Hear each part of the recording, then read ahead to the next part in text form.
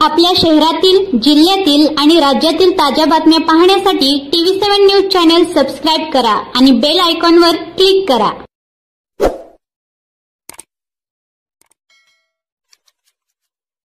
मुख्यमंत्री एकनाथ शिंदे यांनी आमदार शहाजी बापूंच्या पत्राची घेतली दखल।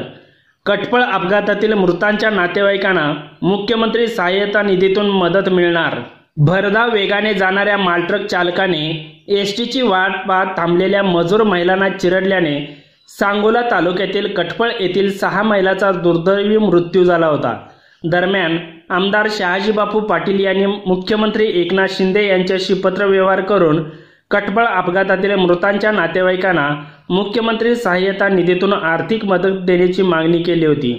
यावर मुख्यमंत्री एकनाथ शिंदे यांनी सकारात्मक प्रतिसाद देत विशेष बाब म्हणून तात्काळ प्रस्ताव सादर करण्याचे आदेश मुख्यमंत्री सहाय्यता निधी कक्षाच्या सहसचिवांना दिले आहेत, अशी माहिती आमदार शहाजी बापू पाटील यांनी दिली आहे। मंगळवार दिनांक 18 जून 2024 रोजी 3:15 वाजण्याच्या सुमारास पंढरपूर कराड रोडवर चिकमहूद जवळ बंडगर पाटी येथे रोजंदारीला कामाला जाणाऱ्या 6 महिलांचा अपघात दुर्दैवी मृत्यू झाल्याने कटपळ गावासह तालुक्यावर शोकाकूळ पसरला आहे।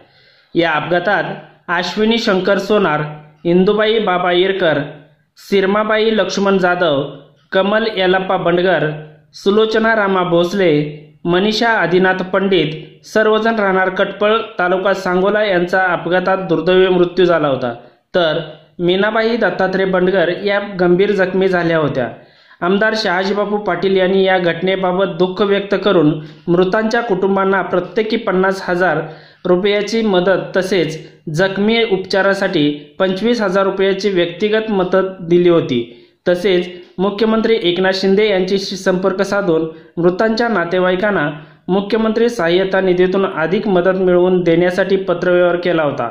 या पत्राची मुख्यमंत्री एकनाथ शिंदे यांनी दखल घेतली असून सकारात्मक प्रतिसाद देत विशेष बाब म्हणून तात्काळ प्रस्ताव सादर करण्याचे आदेश मुख्यमंत्री सहाय्यता निधी कक्षाच्या सहसचिवांना दिले आहेत। लवकरच कटपळ अपघातातील मृतांच्या नातेवाईकांना मुख्यमंत्री सहाय्यता निधीतून आर्थिक मदत देण्यात येईल, असे आमदार शहाजी बापू पाटील यांनी आमच्या प्रतिनिधीशी बोलताना दिले।